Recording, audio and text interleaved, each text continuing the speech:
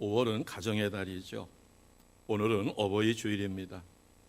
우리가 가정의 달과 어버이 주일을 맞이해서 오늘 제목처럼 믿음의 본이 되는 복된 가정 누리시기를 주님의 이름으로 축복합니다. 오늘 제목 붙들고 서로 축복해 주십니다. 믿음의 본이 되는 복된 가정입니다. 이렇게 서로 축복해 주십니다.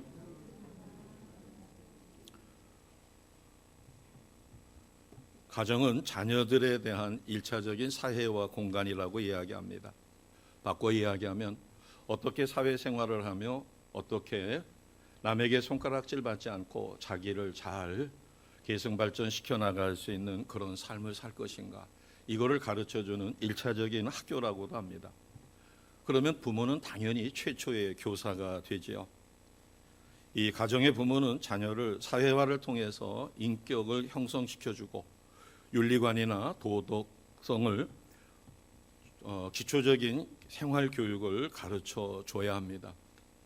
우리가 잘 알고 있는 진돗개는 이제 세계적인 명견이 되었습니다. 영리하고 귀소 본능이 강하고 주인에게 충성심이 강하며 철저히 복종한다고 하죠. 그런가 하면 태어날 때서부터 이 사냥에 대한 아주 대단한 탁월한 능력이 있다고 합니다.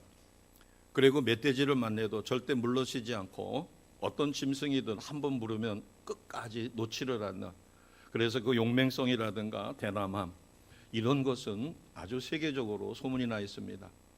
그런데 가끔 보면 진돗개가 옆집의 개를 물어 죽였다 등등 산책을 하다가 어떻게 됐다. 이것은 진돗개가 한 가지 단점이 있습니다. 다른 개와 어울리지를 못해요. 주인에게는 충성하고 자기 가족 모두에게는 충성을 하는데 그 영역 안으로 들어오면 영락없이 공격을 해요. 그러다 보니까 이 진돗개를 키우려면 반드시 애견센터나 이런 데서 사회화 훈련을 시켜야 된답니다.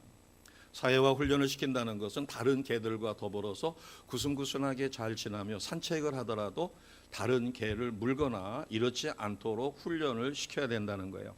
이런 사회화 훈련만 한다면은 진돗개는 아주 나무랄 데가 없는 명견입니다.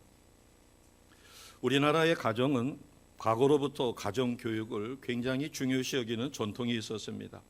그런데 오늘날에 와서는 학교 교육이 입시 위주로 그리고 성적 지상주의로 바뀌어지다 보니까 많은 부모들은 가정교육을 제대로 하기가 어려운 상황이 됐어요. 특히 부부가 맞벌이 생활을 하다 보니까 어떨 때는 필요한 것을 물질적인 풍요로 가정교육을, 자식을 키우려고 하는 경향이 있습니다. 마땅히 가정에서 해야 할 기본적인 가정교육도 학원이라든가 공교육에다가 넘겨버리는, 있어서는 안 되는 일들이 벌어집니다. 이 부모가 가정에서의 교육이 없게 되면, 또 있어도 형식적인 것에 그치게 되면 문제가 심각하죠. 더군다나 우리나라 교육제도는 이 입시제도가 낮다 보니까 입시제도에 맞춰서 조기 교육을 시킵니다. 또 어떤 의미에서는 아이들이 하교 후에 이 학원 저 학원 해서 과잉 교육열로 인해서, 그러다 보니까 부모가 가르쳐 주는 것과 학교에서 배운 것, 친구들에게서 또 자기가 인터넷이라든가 스마트폰을 통해 가지고 직접 얻은 정보, 이것에 갈등이 생기는 것입니다. 그리고 부모 세대가 경험한 것, 부모는 보릿고개가 뭔지 압니다. 눈물 젖은 빵이 뭔지 알아요. 배고픔이 뭔지 알아요. 그러나 자녀 세대가 경험한 것, 이렇게 해서 서로 심각한 단절이 나타나게 됩니다. 이것은 결국 부모에게서 그대로 생활이라든가 또는 지혜라든가 성품 이런 것을 전수받아야 되는데 그렇지를 못한다는 거죠. 어느 보고서에 보니까 한국 가정의 문제점을 5가지로 요약을 해놨습니다. 첫 번째는 부모가 가정에서 자녀에게 필요한 삶의 덕목과 가치관을 제대로 전수해주지 못한다는 겁니다. 지식 전달에 그치거나, 그래서 기본적인 가정교육이 소홀해진다. 두 번째는 많은 부모들이 자기 자식이 공부만 잘하면 된다. 바꿔 이야기하면 자기도 모르게 이기적인 가정교육을 시키고 있다는 거예요. 과연 공부 잘하는 것이 그가 행복한 인생을 살아가는 필수 조건일까? 세 번째는 가정의 윤리관의 기초가 되는 효에 대한 교육이 상실되고 있다는 겁니다. 때로는 부모들이 효도에 대해서 가르쳐요. 당연히 효도해야 된다. 그런데 부모가 본을 보여주지 못하는 겁니다. 자녀에게는 부모에게 효도하라고 해놓고 부모 스스로가 부모에게, 그럼 아이들의 입장에서는 할아버지, 할머니나 외할아버지, 외할머니에게 얼마만큼 잘하고 있는가, 본을 보이지 못하면서 자녀에게는 강요한다는 거죠. 그리고 네 번째는 부모와 자식 간의 대화나 관심이 부족하다. 그래서 사랑이 자연스럽게 전수되지 못하는 아쉬움이 있다는 겁니다. 이 다섯 번째가 가장 심각한 문제인데, 내가 누군가, 나의 삶의 목적은 무엇인가, 내가 어떤 비전을 갖고 살아야 할 것인가, 이것을 부모가 가르쳐줘야 되는데 궁극적인 삶의 목적, 이것에 대해서는 소홀히 가르친다는 것입니다. 이것이 가장 큰 문제라고 가르쳐주죠. 이렇게 볼 때 가정은 삶의 완성을 위한 가장 기본적인 공간이 됩니다. 그리고 부모는 자녀에게 이와 같은 소중한 것을, 세상에서는 친구들로부터는, 인터넷에서는 얻을 수 없는 좋은 성품, 그리고 어떻게 사회생활을 해야 되는가 하는 것에 스승이 되어야 하는 것이죠. 우리는 부모에게만 이것이 있는 게 아니라 어린 자녀가 언젠가는 부모가 될 것이에요. 그렇기 때문에 우리 모두에게 해당되는 말씀일 것입니다. 오늘 우리는 이와 같은 우리가 싫든 좋든 간에 인정할 수밖에 없는 가정교육의 문제를 성경 말씀에서 찾고자 합니다. 오늘 말씀은 데살로니가에 보낸 편지죠. 이 데살로니가라고 하는 도시도 고린도 못지않게 향락 도시입니다. 그러다 보니까 도시가 부패하고 타락이 극에 달했어요. 더군다나 바울이 이 데살로니가라는 도시에서 복음을 전하는데 3주밖에 전하지 못했습니다. 왜냐하면 자기 동족인 유대인들이 저작거리에 불량배들을 동원해가지고 얼마나 위협을 하고 괴롭히는지 3주 후에 베레아로다가 쫓겨갈 수밖에 없었어요.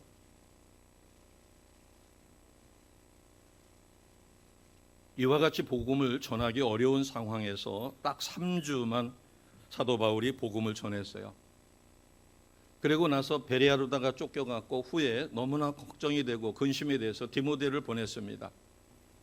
영적 아들인 디모데를 보내서 근황을 알아보게 했더니 놀라운 사실이 보고가 된 거예요. 바울이 전한 복음을 데살로니가 교인들이 받아들이고 믿음 위에 굳게 서 있으며, 믿음 위에 굳게 서 있는 것만이 아니라 본이 되는 삶을 살아 많은 사람들로부터 칭송을 받고 있더라는 겁니다.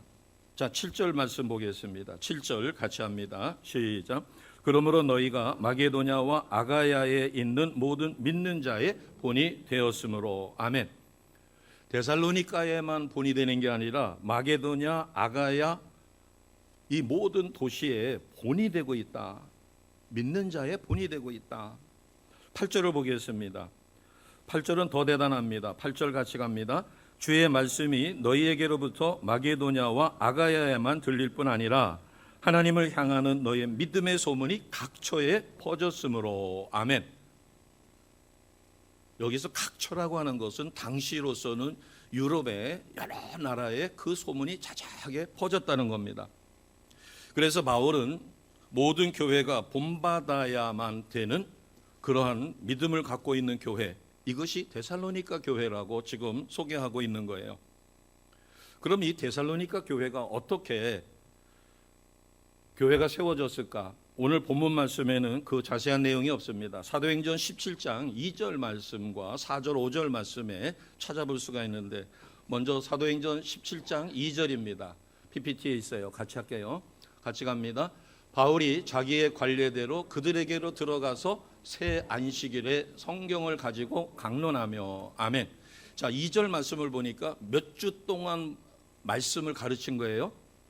새 안식일. 새 안식일이면 안식일은 주일로 생각하면 되니까 세 번 주일. 그러니까 3주 동안 데살로니가에 있는 믿음의 사람들에게 복음을 전한 것입니다. 그런데 3주 동안 복음을 전했는데 어떤 일이 벌어졌을까? 자, 4절과 5절입니다. 사도행전 17장 4절 5절 같이 합니다.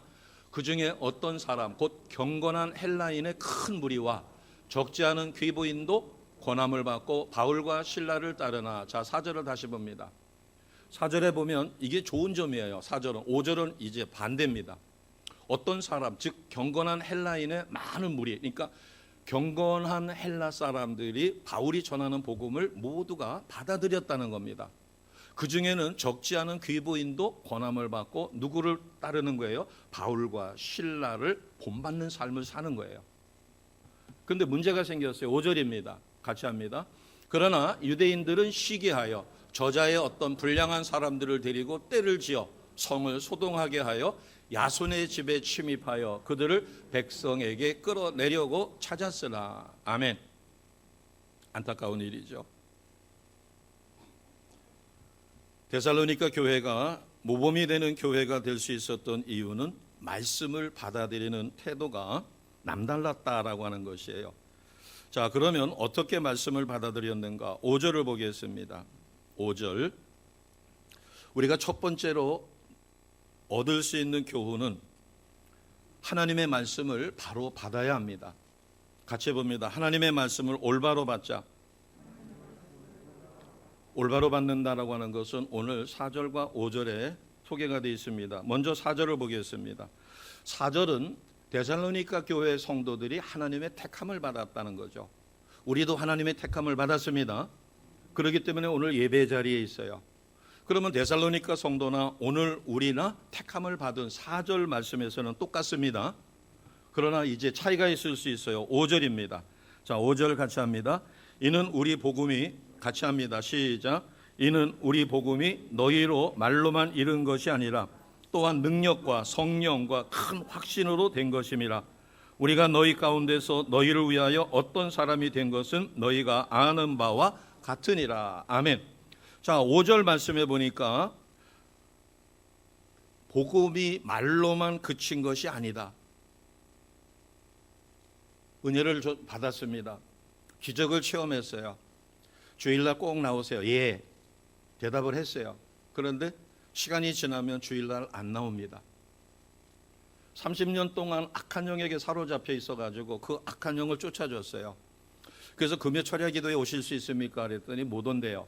그러면 주일날은 오셔가지고 꼭 안수를 받고 악한 영이 쫓겨갔지만 내가 준비가 안 돼 있거나 내가 믿음이 약해지면 또 들어옵니다. 그러니까 쫓아내야 돼요 라고 일러주고 주일날 꼭 오십시오라고 했는데 네 해놓고 안 와요. 이거는 말로만 한 겁니다. 그런데 데살로니가 교회의 성도들은 5절에 보니까 말로만 한 것이 아니라 능력, 성령, 큰 확신으로 말씀을 받고 삶 속에서 이것을 실천했습니다. 바꿔 이야기하면 언행이 일치됐다는 거예요. 내가 아멘하고 받은 것과 그 받은 것을 삶 속에서 그대로 실천한 것이에요. 오늘날 가정 생활에서 가정의 가장 문제점이 되는 것은 본이 되는 삶이 적다는 거예요. 자녀도 부모에게 마찬가지입니다. 부모도 자녀에게 본이 되지 못하는 거예요. 제가 처음에 곰국이라고 하죠. 또 세상에서 설렁탕이라고도 합니다. 근데 뼈를 자꾸 우러내는 거예요. 그러면서 저보고 연탄불에다 올려놨으니까 어머니가 이거 타지 않도록 잘 봐라. 이 정도가 되면은 이거를 들어서 옮겨놔야 된다. 네가 할 수 있겠니? 그래서 예 그랬더니 그러면 여기에 국물을 따르고 또 새물을 본 다음에 새물을 어느 정도 붓다가 어느 정도 따라지면은 또 옮겨라. 그래서 아니 이 뼈다귀에서 이렇게 여러 번을 웅궈도 돼요 그랬더니 아니다. 더 울궈야 된다. 나중에 뼈에서 그 속속들이 하얀 물이 뽀얀 물이 우러날 때까지 울커야 처음의 것과 이것을 섞어서 맛있는 곰국이 된다. 부모가 시행착오도 있습니다. 또 세상을 살다 보면 휘청거릴 때도 있어요. 그러나 부모가 진솔하게 하나님 말씀을 내 것으로 그래서 변함없이 꾸준하게 실패했으면 다시 일어서고 회개하고 꾸준하게 나가면 본이 되는 삶이 되죠. 이것을 우리는 깊이 우려낸 곰국 같은 삶의 본이다 이렇게 이야기합니다. 뼈를 한두 번 슬쩍 울커가지고 거기에서 맛있는 것이 우러나지 않죠. 오랫동안 딸입니다. 그리고 처음 것과 중간 것과 맨 마지막 것과 한 번 더 딸인 것을 섞어가지고 맛있는 곰국 설렁탕을 만드는 것이에요. 우리의 인생도 마찬가지입니다. 얼마만큼 인생의 깊은 곳에서 우러난 곰국 같은 삶의 본을 자녀들에게 보여주었는가. 그런데 부모들이 맞벌이 부모가 많습니다. 그렇다 보니까 저녁에 늦게 와요. 자기도 피곤해요. 특히 엄마가 설거지하기도 바쁩니다. 그러다 보니까는 자녀하고 고손도손 이렇게 저렇게 이야기하고, 아빠도 마찬가지예요. 또 직장 상사들이 불러냅니다. 그러다 보니까 자손들하고 삶의 진솔한 것을 나누기가 쉽지 않은 거예요. 그래서 돈으로 산 인스턴트 같은 대체물로 자녀를 양육하려고 합니다. 돈으로, 아니면 자녀들이 좋아하는 어떤 선물로.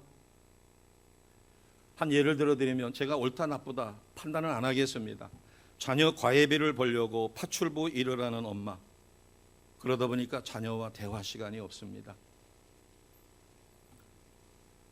입시 지옥인 한국에서 어쩔 수 없이 과외를 시켜야 되니까, 그래서 그 과외를 위해서 남편에게만 맡길 수 없으니까 파출부 일을 한다. 그래서 자녀와 인격적인 대화를 할 만한 시간이 없다. 조기 유학이 있습니다. 아이만 보내서는 문제가 생긴다고 하니까 할 수 없이 엄마가 따라가요. 때로는 아빠가 따라갑니다. 돈벌이를 누가 더 많이 하느냐에 따라서 그 사람은 한국에 남고, 그렇지 않은 아빠나 엄마가 그 아이를 따라가서 조기 교육을 시킵니다. 그러다 보니까 가정은 흩어져 있죠. 기러기 아빠예요. 기러기 엄마가 되는 겁니다. 가정 기능이 상실됐어요.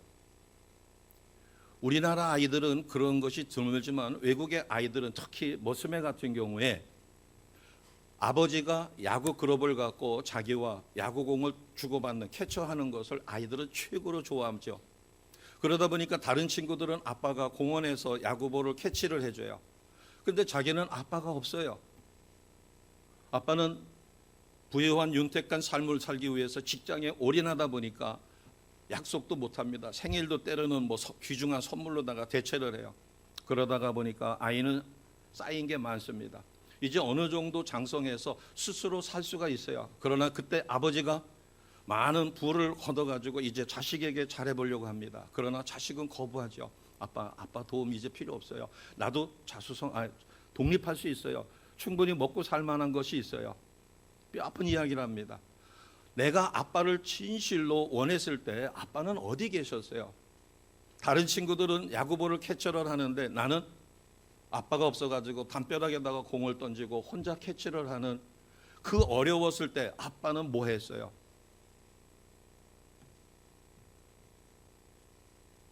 좋은 학교를 나오고 우리의 자녀가 남보다 나은 사회적인 지위를 차지하는 게 인생의 성공과 비례가 될까요?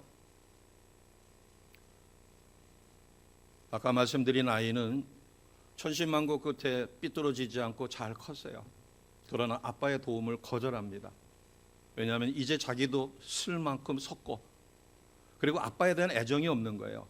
아빠가 따뜻하게 생일이라고 해서 와서 꽃갈모자 씌워주고 생일 축하한다고 박수 쳐주고 같이 시간을 보낸 적이 거의 없어요. 엄마도 비슷한 것 같다는 거죠. 그러다 보니까 부모에 대한 애정이 별로입니다. 과연 좋은 학교를 나오고 남보다 더 나은 사회적인 지위를 차지하는 것이 그 아이의 인생의 성공으로 직결될까? 자녀 과외비를 벌려고 파출부 일을 하는 엄마, 조기 유학으로 인하여 기러기 아빠, 기러기 엄마, 가정 기능이 상실되는 것이 과연 지혜로울 것인가? 오늘날 마약 문제로 인하여 부유층, 상류층 자녀 중에서 그것을 끊지 못하는 그 이유가 어디에 있을까? 조기 유학 가서 잘못 길을 들여놓은 거죠. 한국에서는 마약에 시달리지 않습니다. 그러나 외국에서는 비일비재하게 마리화나 정도는 그냥 보통 상식으로 연결이 된다고 그러죠. 예수님도 이와 같은 부분에 대해서 아주 세심하게 신경을 쓰셨어요. 그것이 바로 마태복음 13장에 나오는 씨 뿌리는 비유입니다.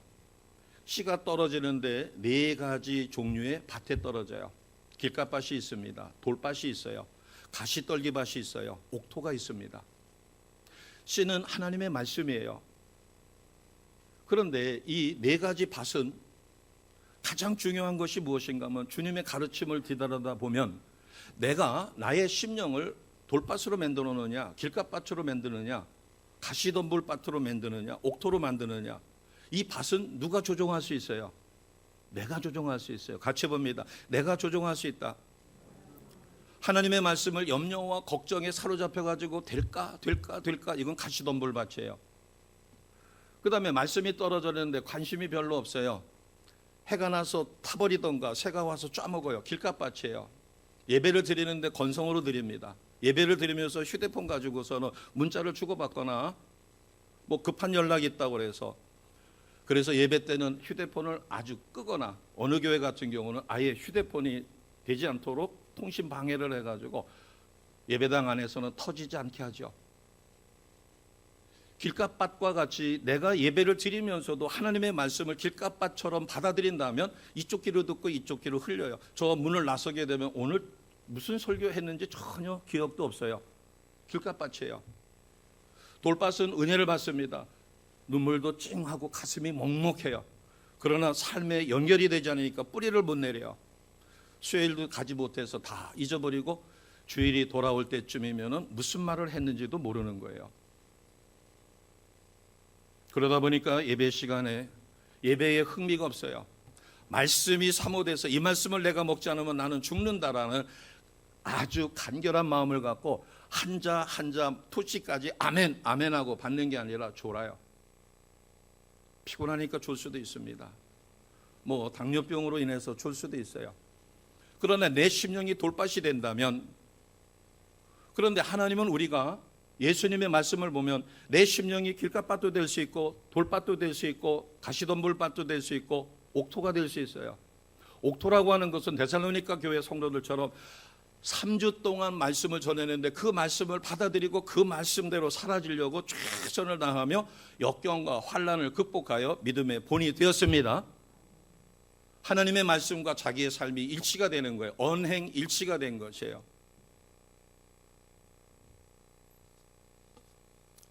자, 어떻게 말씀을 받았을까? 5절을 다시 한번 보겠습니다. 5절입니다. 5절에 보면은 복음을 어떻게 받아들였는가 하면 두 번째 줄에 세 단어가 나옵니다. 첫째는 능력이에요. 능력. 두 번째는 성령의 도우심입니다. 세 번째는 큰 확신이에요. 큰 확신으로. 자, 6절을 보겠습니다. 6절 같이 합니다. 시작. 또 너희는 많은 환난 가운데서 성령의 기쁨으로 말씀을 받아 우리와 주를 본받은 자가 되었으니. 아멘.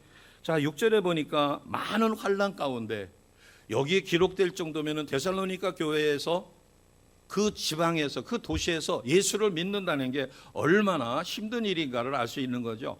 오죽하면 3주 만에 바울이 베레아로다가 쫓겨갈 수밖에 없을, 바울과 실라가 쫓겨갈 수밖에 없을 정도로 불량배들을 동원하고 아주 그냥 교묘하게 방해를 했던 거예요. 그래서 6절에 많은 환난 가운데서도 말씀을 어떻게 받아요? 성령의 기쁨으로. 성령의 기쁨으로 아멘으로 받으시기를 주님의 이름으로 축복합니다. 성령의 기쁨으로. 그래서 심령에서 솟아나는, 그러기 위해서는 우리는 토요일부터 준비를 해야 돼요. 말씀으로 예배를 온전히 드리기 위해서 기도해야 합니다. 주복고지 앞에 와가지고 헌금을 하실 수도 있어요. 그러나 준비성이 있다면 이번 주에 가져갑니다, 봉투를. 그래서 기도하는 가운데서, 그냥 내가 습관적으로 하는 것이 아니라 기도하는 가운데서, 하나님 제가 이번 수입이 얼만데 인색한 마음이 들지 않도록 도와주세요. 철저하게 하나님 뜻대로 행할 수 있도록 도와주세요 하고 기도하면서 일주일 동안 준비해서 예배 드리러 올 때 가방에다가 헌금 봉투를 담아가지고 오시는 게 가장 좋습니다. 왜냐하면 일주일 동안 준비가 이루어지거든요. 저에게 가장 필요한 것을 주시는 분이 있습니다. 요즘 제가 이 손끝에, 지난번에 말씀드린 것 마냥 관절에 무리가 와가지고 손끝이 아파요. 그래서 충주에 있는 이세연 안수 집사님한테 전화를 했습니다. 제가 이름을 얘기했네요. 그랬더니 자세하게 물으셔요. 그래서 병원에서는 약이 없단다. 그리고 나중에 진통제를 투여하고 뭐 손을 쓰지 말라고 하는데 나는 그렇게 손을 많이 쓰지 않고 워드 작업하는 게 전부인데, 물론 가끔 청소도 하겠지만요. 그랬더니 세세하게 물으신 다음에 이 목으로 올라가는 이 그 신경계통의 혈액순환이 저기 해서 그렇다고 해가지고 한약을 져주셨어요. 그래서 그것을 열심히 먹습니다. 근데 그것을 먹을 때 3번인가 몇 번을 먹으니까 손끝에 감각이 달라지는 것 같아요. 전에는 이게 이렇게 구부러지지 않아가지고 구부리려면 여기가 아파가지고 잘못 구부리다가 이렇게 했었는데 없어졌어요. 너무 신기한 거예요. 물론 제가 먹으면서도 그때마다 기도하지만, 그러나 잊지 않고 기도를 합니다. 하나님, 이것을 대접한 손길이 있습니다. 그러면서 생각이 나니까, 또 얼굴이 생각이 나니까 그에게 필요한 것을 자연스럽게 기도해 드릴 수밖에 없습니다. 아멘. 많은 환난 가운데 6절에 보니까 성령의 기쁨으로 말씀을 받아서 그 다음이 중요합니다. 자, 많은 환난 가운데 성령의 도우심으로 기쁨으로 받았어요. 그리고 그렇게 살았더니 어떻게 됐어요? 6절 하반절입니다. 우리와 주 예수를 본받은 자가 되었어요. 본받은 자가 되시기를 주님의 이름으로 축복합니다. 성령은 하나님의 마음을 가장 잘 아셔요. 그래서 내게 필요한 것이 무엇인지를 제대로 압니다. 제가 어느 날 이거 어떡하지 하다가 병원에서도 약이 없다고 하고 충대까지 가서 피검사까지 해봤는데, 그런데 손은 점점 아프고 어떨 때는 잡았던 것을 늘어뜨려요. 파킨슨이나 이런 것은 아닙니다. 루마티스도 아니에요. 피검사에서 나와가지고. 그래서 연락을 해야 되겠다 해서 상담을 했더니 자세하게 하신 다음에 얼마 후에 한약이 도착을 했더라고요.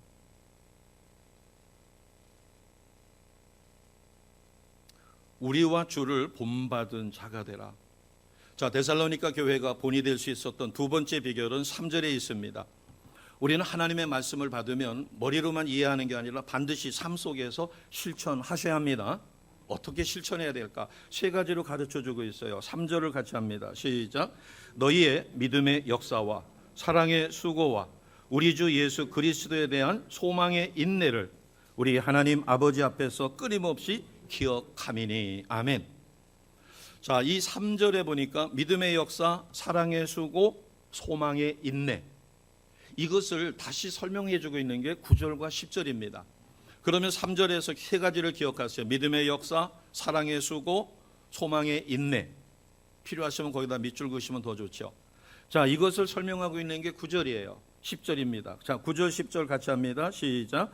그들이 우리에 대하여 스스로 말하기를 우리가 어떻게 너희 가운데 들어갔는지와 너희가 어떻게 우상을 버리고, 첫 번째가 우상을 버리고, 두 번째가 하나님께로 돌아와서 살아계시고 참되신 하나님을 섬기는지와, 세 번째입니다. 또 죽은 10절입니다. 죽은 자들 가운데서 다시 살리신 그의 아들이 하늘로부터 강림하실 것을 너희가 어떻게 기다리는지를 말하니 이는 장래의 노하심에서 우리를 건지시는 예수시니라. 아멘. 자, 데살로니가 성도들이 본이 될 수 있는 것은 하나님의 말씀을 말로 그친 게 아니라 성령의 도우심으로, 성령의 기쁨으로 그것을 받아서 삶 속에서 실천하는데, 실천하는 모습이 3가지로 나타났어요. 첫째가 뭐라고 그랬죠? 믿음의 역사. 두 번째는요? 사랑의 수고입니다. 세 번째는요? 소망의 인내. 답변하신 분에게 이 3가지가 모두 임하시기를 주님의 이름으로 축복합니다. 그러면 믿음의 역사는 아까 9절이라고 그랬죠. 9절에 뭐라고 그랬어요? 무엇을 버리고라고 그랬어요? 우상을 버리고. 여기서 우상은 뭐 나무로 목각으로 깎아놓은 뭐 이런 것도 우상입니다. 그러나 하나님보다도 내가 더 소중해. 내 자녀가 공부만 잘하면 돼. 그래서 공부만 잘하면 돼 이러니까 어떻게 얘기하는 거예요? 너 고3인데 야, 학생부 나가지 마라. 너 주일날 교회 가지 말고 학교 가. 성적 지상주의가 됐고 너 공부만 잘하면 돼. 그러니까 너 고3이니까 예배 안 드려도 돼. 학생 예배 너 대학 들어가서 해. 이것이 우상입니다. 하나님보다도 더 소중히 여기는 거. 하나님 이거는 되고 이거는 되고 이거는 돼도 이것만은 안 돼요. 이것만은 안 돼요. 하나님 이거 제 자존심이에요. 자존심마저도 짓밟지 마세요. 그 자존심이 우상이에요. 우상이라고 해서 나무로다가 깎아놓은 이런 것이 우상일 수도 있어요. 부적 같은 것도 우상입니다. 그건 눈에 보이는 우상이고, 하나님보다도 내가 더 소중하게 여기는 것이 있다면 그것이 부모가 됐던 자식이 됐던 내 자신이 됐던 간에 하나님보다도 더 최상의 가치에 두는 것. 제가 몸이 아파요. 그러나 병 고치기를 원해요. 그래서 다른 어떤 것보다도 병 고치는 것이 최고의 목적이라면 하나님보다도 그것이 우상이 되는 거예요. 하나님은 그 우상을 떨쳐버리고 우상에서 벗어날 때 놀랍게 역사하시고 치유와 회복의 역사가 일어납니다. 제가 처음 안경을 썼을 때 엄청 불편했어요. 그리고 충격도 컸어요. 50줄인가 이렇게 접어들었을 때 노안이라고 그러더라고요. 다른 사람은 30대에서도 나타난대요. 그런데 어느 순간 기도하다가 하나님, 제가 안경을 안 쓰고도 시력이 회복될 수 있도록 도와주세요. 10일 금식 끝나고서는 끝나는 전날 눈이 맑아져 가지고 안경을 안 써도 잘 보이더라고요. 너무 신났어요. 근데 10일이 되는 날 다시 안경을 안 쓰면 안 보이더라고요. 아니 하나님 하루만 어떻게 안 보이게끔 해주세요. 그래서 나중에 원망하다가 가만히 생각하니까 내가 안경을 쓰다가 안경을 안 써가지고 이게 자랑거리가 되겠구나. 이게 우상이 될 수 있겠구나. 그래서 그 다음에 안경을 쓰는 것도 감사하고 손가락이 아픈 것도 감사하고, 그러나 소원은 이야기했어요. 하나님, 이것이 제가 겪어야 될 일이라면 손미디가 아픈 사람들 한두 명이겠어요. 일을 하는데 손이 너무 아파가지고, 그런데도 생계 유지를 위해서 자식들을 위해서 헌신하고 무리하게 일하시는 분 주변에서 많이 봤어요. 공사판에서도. 그러나 하나님, 저가 그것을 짊어져야 된다면 짊어지겠습니다. 그러나 하나님이 허락하신다면, 그래서 그때 생각난 게 충주에 있는 안수 집사님이었어요. 그래서 일단은 지금 굉장히 좋아졌습니다. 아침에 일어나서 이렇게 했을 때 손이 뻑뻑한 것도 없어졌고, 그래서 저는 손에 문제가 있는 줄 알았더니 이 혈액에 문제가 있어서 뇌로 올라가는 거하고 이게 잘 순환이 안 돼가지고 엉뚱한 데서 그 원인이 있었습니다. 자, 그러면 9절과 10절을 가지고 3절에 이 세 가지를 살펴보겠습니다. 첫 번째, 믿음의 역사는 무엇을 버리고 하나님께로 돌아간 것이에요? 우상을 버리고. 이 시간 하나님 앞에 기도하시기 바랍니다. 하나님, 제가 혹시 깨닫지 못하고 있는 우상이 있을까요? 하나님보다 더 소중하게 여기는 것이 우상입니다. 데살로니가에는 수많은 우상이 있었고 향락의 도시입니다. 그래서 그것을 내려놓고 하나님께로 돌아갔어요. 온전한 믿음으로 회복이 된 겁니다. 자, 두 번째는 사랑의 수고예요. 사랑의 수고는 9절 하반절에 있습니다. 하나님께로 돌아왔어요. 그런 다음에 어떻게 살았어요? 살아계시고 참되신 하나님을 뭐 했어요? 섬겼어요. 자, 여기 섬겼다는 것이 중요합니다. 사랑의 수고, 섬기는 거예요. 저희가 이제 중식이 회복됐습니다. 그러다 보니까 당연히 중식을 이제 목장별로 돌아가면서 담당을 하셔야 돼요. 그런데 중식만 담당을 하시면 마르다입니다. 마리아의 은혜가 있고 마르다의 은혜가 있는데, 일은 열심히 하지만 예배를 통해서 영적 충전이 안 일어난다면 안타깝죠. 그래서 일부 예배에 오셔서 회중기도도 하시고 예배를 드리시고 힘들어도 식사당번을 하십시오라고 해서 다음 주서부터는 일부 예배에 회중기도 인도를 회복을 했습니다. 사랑의 수고, 섬기는 거예요. 목장 편성 안 하려고 하고 큰 교회 가가지고 그냥 마당만 밟고 다닐 수 있어요. 어디에도 안 소속될 수 있어요. 그 다음에 뭐라고 얘기하면 딴 교회로 또 옮겨가면 돼요. 그러나 사랑의 수고가 없으면 하나님으로부터 그 수고에 대한 대가도 없습니다. 그래서 데살로니가 교회는 믿음의 역사가 일어났어요. 자기가 소중히 여겼던 것들을 과감하게 버리고 하나님 앞으로 온전히 돌아가 말씀대로 사라지다 보니까 사랑의 수고가 있는 거예요. 수고하고 애씀이 있는 거예요. 주변에 연약한 이웃들, 생계 유지를 못하는 사람들, 나도 지금 어렵지만 그래도 나는 지금 세 끼를 먹고 있지 않는가 허하지만, 그러나 한 끼도 제대로 못 먹는 이를 위하여 한 끼를 희생해서 한 끼를 대접하는 거예요. 두 끼만 먹어도 되니까. 이것이 사랑의 수고입니다. 참되신 하나님을 섬기는 거예요. 자, 세 번째는 뭐라고 그랬죠? 3절에 보니까 소망에 인내해요. 소망을 갖고 끝까지 참고 인내한다. 어떤 소망을 갖고 해요? 자, 10절에 보니까 그의 아들이 하늘로부터, 그의 아들은 예수님입니다. 예수님이 뭐 하실 것을 믿는 거예요? 재림하실 것. 예수님이 재림하신다는 사실을 확실히 믿고 그것이 믿어지니까 이 세상에서 출세하는 거, 이 세상에서 부귀와 영화를 위하여 목숨을 거는 거 초계처럼 버리는 거예요. 주님도 이 세상에서 출세하는 거, 성공하는 거, 부귀와 영화를 누리는 거, 그거 나쁘다 하진 않았어요. 그러나 그것을 위해서 목숨 걸고 하나님에 대한 헌신과 봉사에 인색하거나 아예 그쪽과는 담을 쌓는다면, 야, 너 고3인데 왜 학생부에 가가지고 헛된 시간을 버리느냐, 야단을 친다면은 그 아이가 학교 교육에 열심히 해서 좋은 성적을 갖지만 대학 들어가면 하나님 떠납니다. 그때 가가지고 야, 너 지금 대학생인데 이제는 저기 뭐야, 대학부에 들어가야지.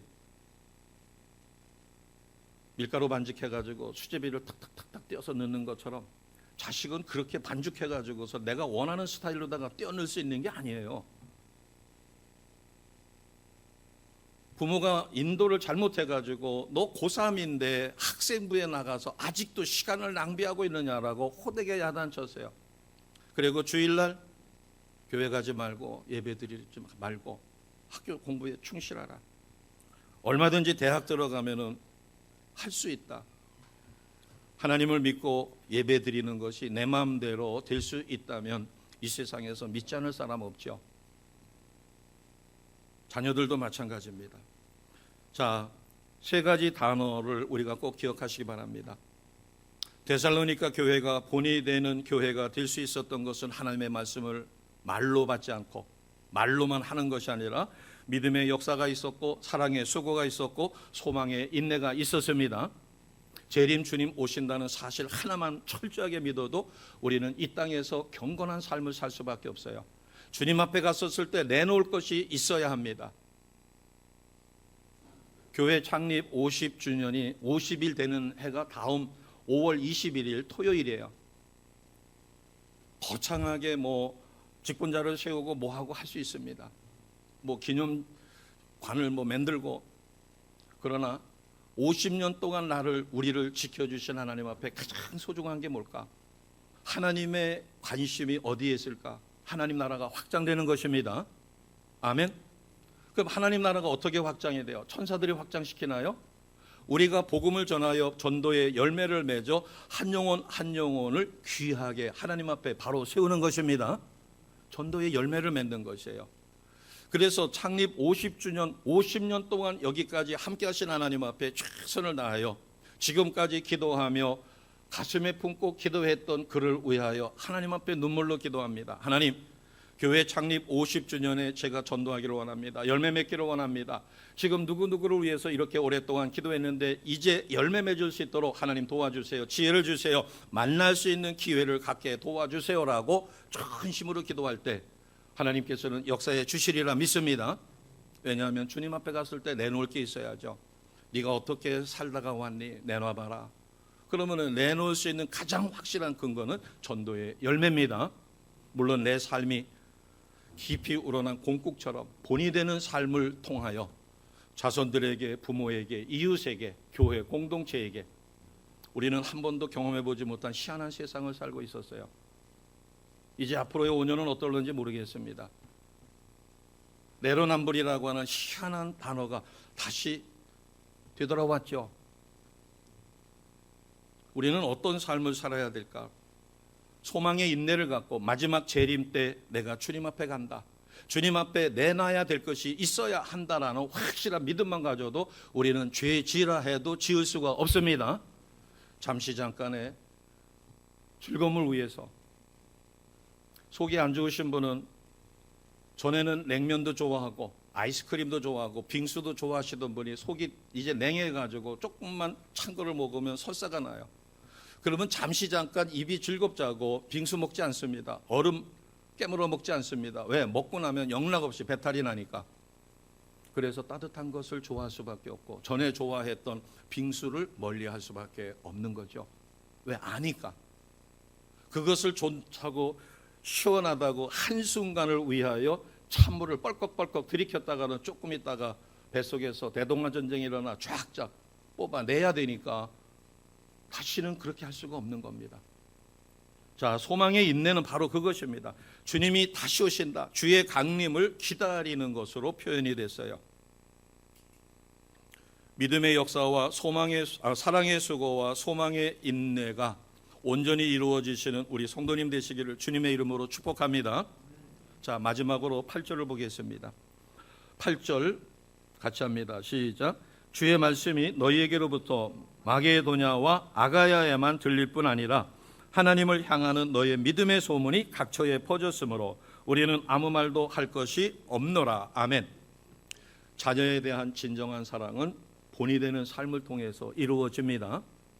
부모가 밥은 못 먹어도 예배에 쫓아가는 모습을 자녀는 보고 큽니다. 그러면 자연스럽게 믿음이 예배에 목숨을 걸게 돼요. 어떠한 어려움이 와도 부모가 거짓을 하지 않습니다. 밀어날 정도로다가 불이익을 당하는데도 거짓말로 융통할 수가 있는데도 불구하고 고지식하게 바른 이야기를 합니다. 다른 사람은 매출이 우리보다도 훨씬 적은데 세금을 조금 내는데 우리는 세금 폭탄을 맞아가지고 어마어마하게 내요. 방법을 일러줘도 부모가 그것은 옳지 않아, 그것은 정직한 방법이 아니야, 우리는 하나님이 주신 대로 따박따박 정직하게 세금을 내야 돼. 답답하죠. 그러나 그것이 하나님 말씀에 옳았다라고 하는 것을 나중에 깨닫게 되면 자녀는 부모를 존경합니다. 진실한 사랑은 본이 되는 삶을 통해서 전수되고 전파되어집니다. 본이 되는 삶을 통하여 세워진 가정은 참된 그리스도인의 가정이요 칭송받는 가정이 될 것입니다. 가족끼리 모여서 사는 그 자체가 제자 훈련이에요. 부모가 자녀에게, 자녀가 부모에게. 지금 제 말씀을 부모에게만 해당되는 말씀이라고 듣지 마시고 자녀들은 언젠가 부모가 될 것입니다.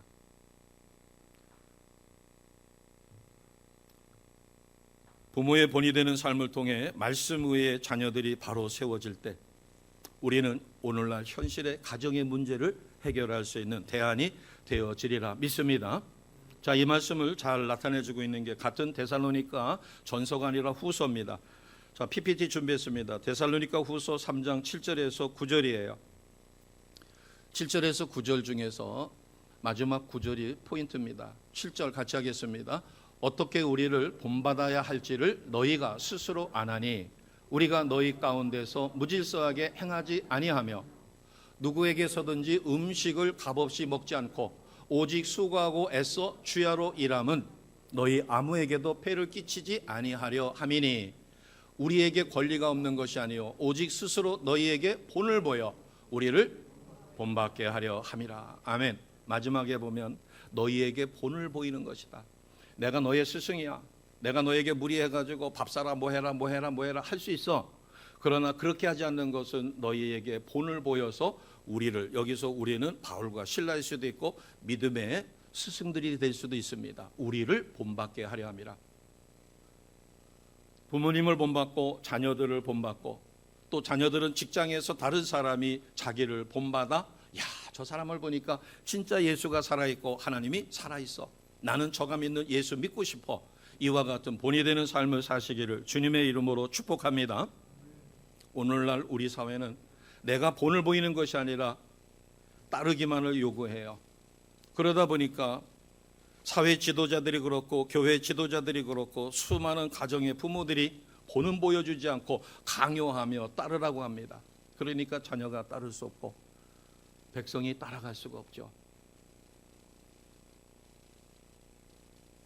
모든 순수한 관계가 파괴가 되고 이 사회는 이익과 권력의 향배에 따라서 서로 이용하고 역이용하고 조종하고 조작합니다. 음모가 난무해요. 정의가 사라졌어요. 뉴스를 보게 되면 뭐가 진짜고 뭐가 가짜인지 몰라요. 그러나 성령의 지혜를 주시면 옳고 그름을 분별할 수가 있습니다. 그래서 우리 가정이 이 시대의 피난처가 되어야 할 것입니다. 우리 교회가 이 시대의 피난처가 되어야 합니다. 방법은 딱 하나밖에 없어요. 우리가 어디로 돌아가야 돼요? 하나님의 말씀의 원리 가운데로 철저히 돌아가 데살로니가 교회 성도들처럼 우리가 살아져야 합니다. 믿음의 본이 되는 복된 가정 이루시고 시대의 아픔을 치유하시는 아름다운 삶을 사시기를 다시 한번 주님의 이름으로 축복합니다. 아멘. 말로만 받지 않고 성령의 기쁨으로 많은 혼란 가운데서도 본이 되는 삶을 삽니다.